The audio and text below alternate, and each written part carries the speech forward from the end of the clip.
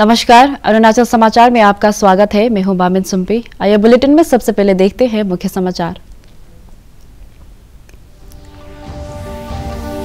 अरुणाचल विधानसभा में वित्त मंत्री चौनामेन ने पेश किया 2023-24 का बजट में 2023 को घोषित किया गया आत्मनिर्भरता का वर्ष। गांव बूढ़ा और गांव बूढ़ी के मानदेय में की गई बढ़ोतरी। सीमांत क्षेत्र के विकास में 300 करोड़ रुपए से अधिक का प्रावधान। कांग्रेस विधायक निनोंग इरिंग ने विधानसभा में शून्यकाल के दौरान उठाया दायिंग इरिंग वन्य जीव अभयारण्य के सीमांकन का मुद्दा। मुख्यमंत्री पेमा खांडू ने कहा, आसाम अरुणाचल सीमा विवाद पर अंतिम समझौते से पहले राज्य की सभी रीजनल कमेटियों के साथ किया जाएगा विचार विमर्श। मेघालय में कॉनराड सांगमा ने लगातार दूसरी बार राज्य के मुख्यमंत्री पद की ली शपथ। एनडीपीपी नेता नेफ्यूरियो ने भी 5वें कार्यकाल के लिए नागालैंड के मुख्यमंत्री के रूप में लिया शपथ। प्रधानमंत्री नरेंद्र मोदी शिलोंग और कोहिमा में आयोजित शपथ ग्रहण समारोह में रहे मौजूद। अरुणाचल प्रदेश विधानसभा में वित्त मंत्री का पदभार संभाल रहे उप मुख्यमंत्री चौनामेन ने आज वित्त वर्ष 2023-24 का बजट पेश किया, जिसमें कुल खर्च 23,094 करोड़ 80 लाख रुपए और वित्तीय घाटा 644 करोड़ 81 लाख रुपए रहने का अनुमान व्यक्त किया गया है। बजट में वर्ष 2023 को आत्मनिर्भर वर्ष घोषित करते हुए आत्मनिर्भर कृषि, बागवानी, पशुपालन, मत्स्य पालन, खाद्य योजना और वोकल फॉर लोकल के लिए 375 करोड़ रुपए का प्रावधान किया गया है। बजट में नए जिला मुख्यालयों में आधारभूत सुविधाओं के विकास के लिए 50 करोड़ रुपए, 3 डिविजनल हेडक्वार्टर के लिए 10 करोड़ रुपए, हाई कोर्ट बिल्डिंग के लिए 50 करोड़ रुपए और नए जुडिशियल इंफ्रास्ट्रक्चर के लिए 10 करोड़ रुपए का प्रावधान किया गया है। पापुम-पारे जिले में 1000 कैदियों की क्षमता वाले सेंट्रल जेल के निर्माण के लिए 40 करोड़ रुपए, 10 जिलों के 14 पुलिस स्टेशन के निर्माण के लिए 30 करोड़ रुपए और पीटीसी बंदरदेवा में सुविधाओं के विकास के लिए 10 करोड़ रुपए का प्रावधान किया गया है। इसके अलावा यूपिया, रुकसिन, पालिन सहित राज्य के 9 स्थानों पर फायर स्टेशनों की सुविधाओं के विकास के लिए 27 करोड़ रुपए आवंटित करने का प्रस्ताव पेश किया गया है।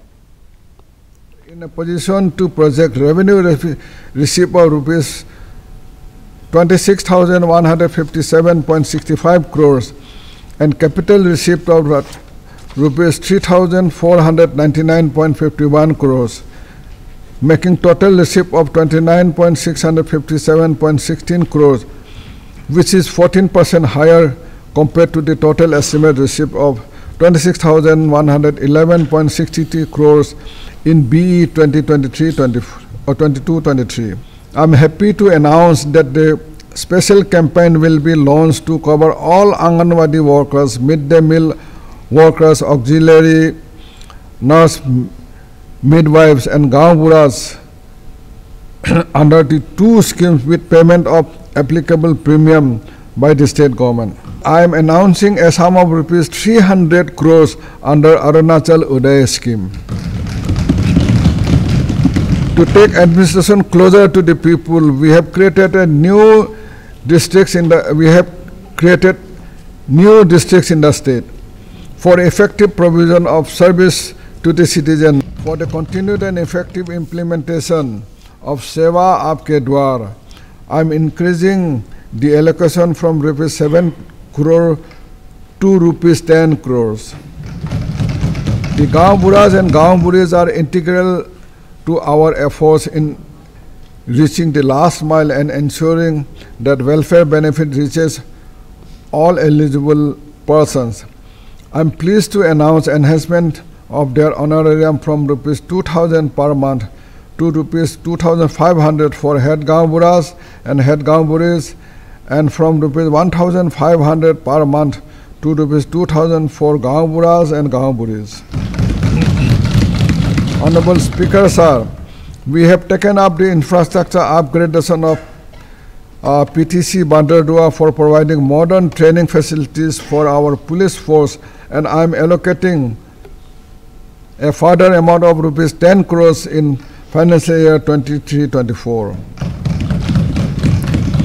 As part of Honorable Chief Minister's commitment to providing rupees 100 crores for police housing, I am allocating rupees 25 crores for the infrastructure development for Arunachal Pradesh Police under Special Package 2021-22. उप मुख्यमंत्री चौना मेन ने अपने budget भाषण में कहा कि राज्य में पिछले कुछ सालों में सिविल एविएशन के क्षेत्र में काफी काम हुआ है। उन्होंने कहा कि दिरांग और अनिनी में एडवांस लैंडिंग ग्राउंड विकसित करने के लिए बजट में जरूरी प्रावधान किए गए हैं। श्री मेन ने कहा कि राज्य में रोड कनेक्टिविटी को बेहतर बनाने के लिए हो रहे प्रयासों के सकारात्मक परिणाम नजर आ रहे हैं। उन्होंने कहा कि सीमावर्ती विजयनगर सर्कल और क्रादादी जिले के ताली में आजादी के 75 सालों के बाद लोगों को सड़क सुविधा प्राप्त हुई है। बजट में राज्य के सीमांत क्षेत्र में कनेक्टिविटी और मूलभूत सुविधाओं के विकास के लिए 310 करोड़ 50 लाख रुपए, युवाओं की आकांक्षाओं के अनुरूप उनके कौशल विकास और रोजगार के अवसर प्रदान करने के लिए 200 करोड़ रुपए का प्रावधान किया गया है। Which fulfill the commitment to devolve financial and functional and financial powers, with 10% of the state's own tax revenue being transferred to PRI, and enable consultative grassroots development from village level upwards. Continuing this initiative, I have hereby announced a sum of rupees 143.11 crores to the PRI in financial year 23-24. The government has shown exemplary dedication towards infrastructure development in the last 6 to 7 years, where the state struggled to build more than 300 kilometers of road per year in the first 70 years since independence.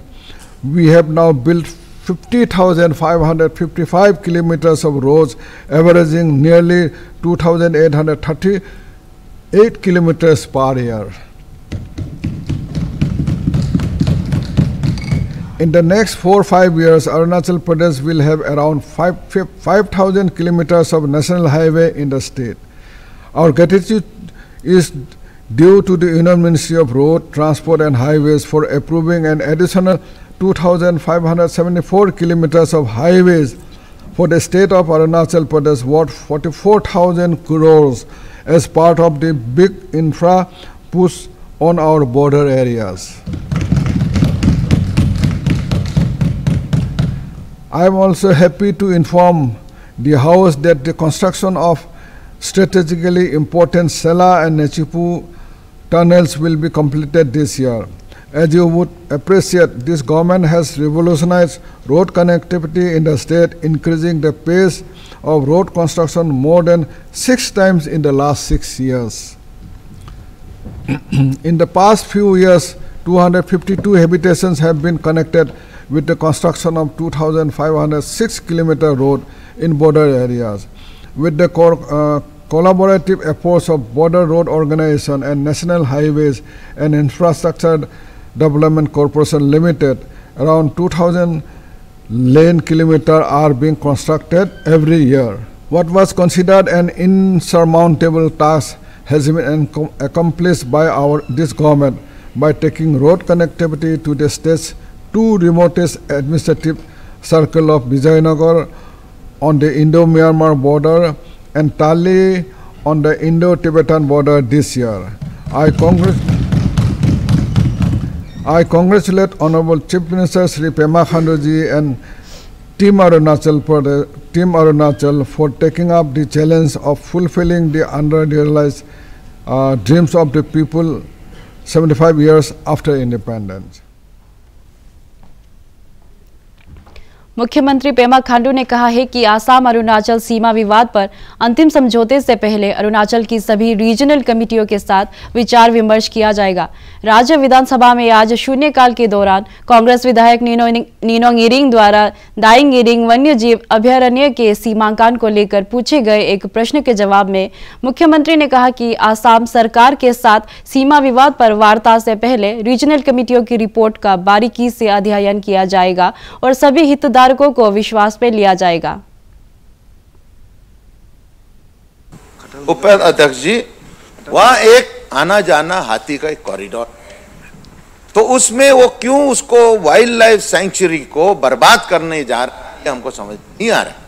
हमारे जो हम अभी सीमावर्ती इलाके में हमने एक समझौता किया है ताकि यहाँ शांति हो, जहाँ यहाँ विकास हो, यहाँ के लोगों आपस में मिल के रहें, इसलिए हमने किया था। लेकिन एट व्हाट कॉस्ट?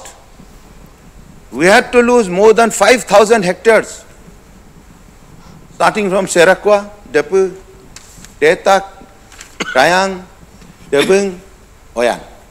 जितने भी जो रीजनल कमेटी का, जैसे इस राज्य की ओर से हमारा honourable health minister Alo Libang साहब उसको चेयर करते हैं, और ऑनरेबल मेंबर श्री निनोंग इरिंग जी भी इस कमेटी का मेंबर भी है।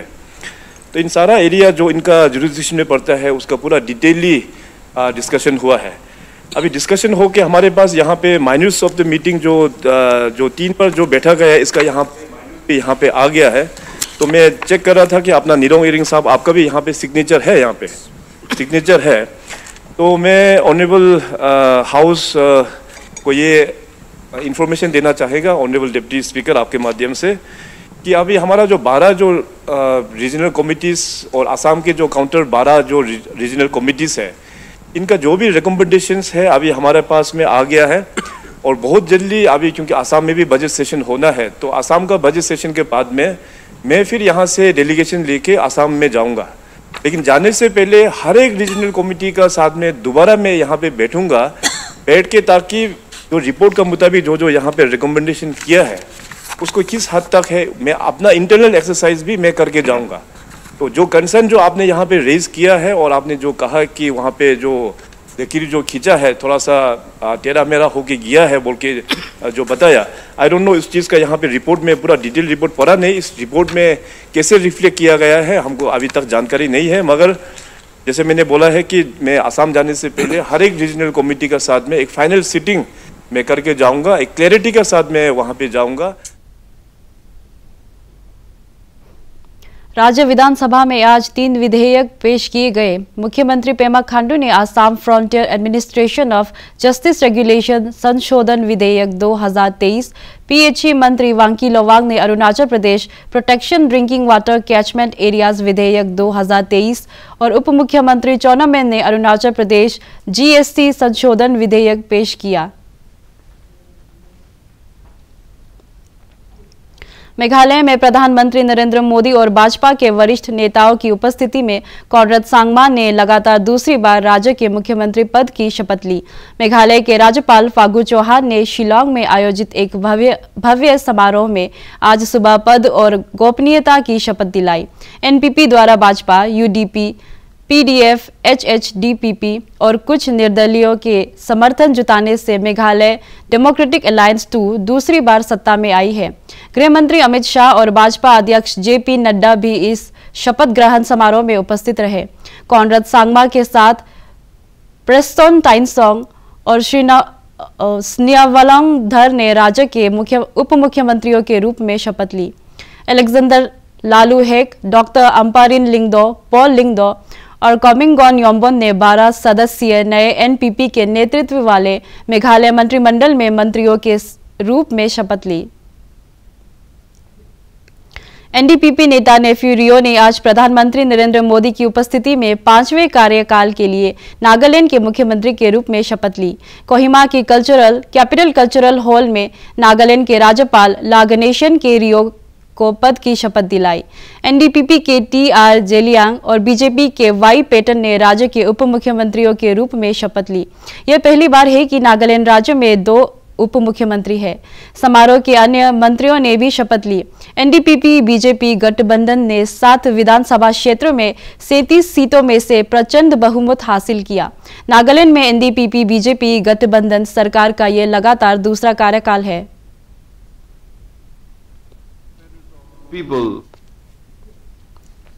Central bureau of communication CBC द्वारा अंतर्राष्ट्रीय महिला दिवस के तहत आकाशवाणी केंद्र ईटानगर के परिसर में भारत के स्वतंत्रता संघर्ष में महिलाओं की भूमिका विषय पर 2 दिन का फोटो प्रदर्शनी लगाई गई है। इसका उद्घाटन अरुणाचल प्रदेश की महिला और बाल विकास विभाग के निदेशक तोकमेन पर्तिन लोई ने किया। उन्होंने लोगों से महिलाओं को समाज में बराबरी का दर्जा सुनिश्चित करने में योगदान की अपील की। इस अवसर पर आकाशवाणी केंद्र ईटानगर के उप निदेशक engineering N Raman Janappa, CBC Itanagar के प्रभारी राकेश डोले सहित कई अधिकारी और कर्मचारी मौजूद थे।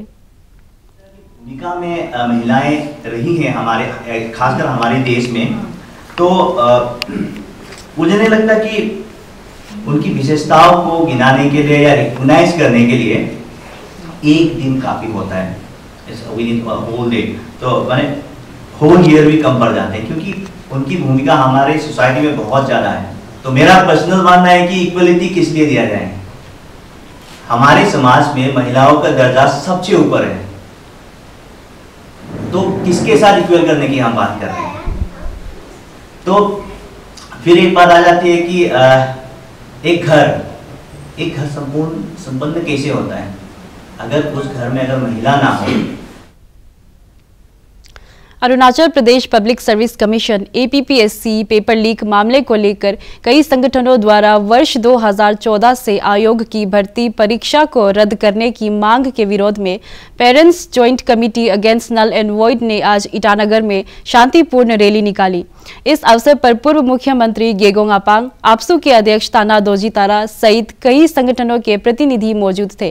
राज्य के विभिन्न हिस्सों से आए चयनित उम्मीदवारों के पेरेंट्स ने इस रैली में भाग लिया।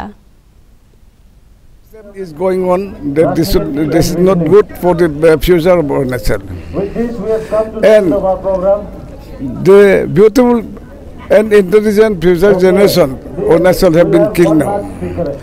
I think there should be some like-minded people should decide and advise in which way they should move ahead. Null and void, I think this is not required. Null and void जो it is not a justice. यहाँ ये solution नहीं है। अब null and void होगा चोर को shielding करने का बराबर है। अब जब null and void करता है तो एवरी इंडिविजुअल्स ऑफिसर जिसको अपॉइंट हुआ तो उसको है सबको चोर मानता है। हम क्यों किसी का जस्टिस मांगने के लिए हम कोई इंडिविजुअल का राइट्स को डिप्राइव क्यों कर देगा। आसाम राइफल्स तिराप, चांगलांग और लोंगडिंग जिले के सुदूर इलाकों में छात्रों और महिलाओं को आगे बढ़ने के लिए जरूरी सहायता उपलब्ध करा रही है। बल द्वारा नागरिक सेवा कार्यक्रम के तहत जयरामपुर, चांगलांग, मियाओ, खोंसा और लोंगडिंग में अंतर्राष्ट्रीय महिला दिवस के तहत आयोजित कार्यक्रमों में 620 छात्रों को सोलर लैंप वितरित किए गए। भारत माता की ये आसाम राइफल ने सोलर लाइट दिए तो हम लोग बहुत खुश है कि हम लोग यहाँ से पढ़ाई कर सकेगा, क्योंकि हम लोग को लाइट नहीं होने का वजह से हम लोग ज़्यादा पढ़ाई नहीं कर पाते, तो रात में भी हम लोग पढ़ाई कर सकेगा, इसलिए हम लोग बहुत खुश है। आसाम राइफल का तरफ से हम लोग को जो सोलर लैम्प मिला है उसका वजह से हम लोग पढ़ाई अच्छे से कर पाएगा। अभी तो एग्ज़ाम टाइम भी है और लाइट का नहीं होने से हम लोग इसका वजह से अच्छे से पढ़ पाएगा। पापुम-पारे जिले के न्योकुम ग्राउंड सगाली में अंतर्राष्ट्रीय महिला दिवस कार्यक्रमों के तहत अरुणाचल प्रदेश महिला कल्याण सोसाइटी द्वारा 2 दिन का लीगल अवेयरनेस, काउंसलिंग और मैरिज रजिस्ट्रेशन शिविर लगाया गया है। इस शिविर में खादी ग्रामोद्योग के अरुणाचल प्रदेश के अध्यक्ष डोमिनिक तादर और गांव बुरी नाबम यादे सहित कई गणमान्य व्यक्ति मौजूद थे। इस अवसर पर महिलाओं के लिए खेल कूद कार्यक्रम भी आयोजित किए जा रहे हैं।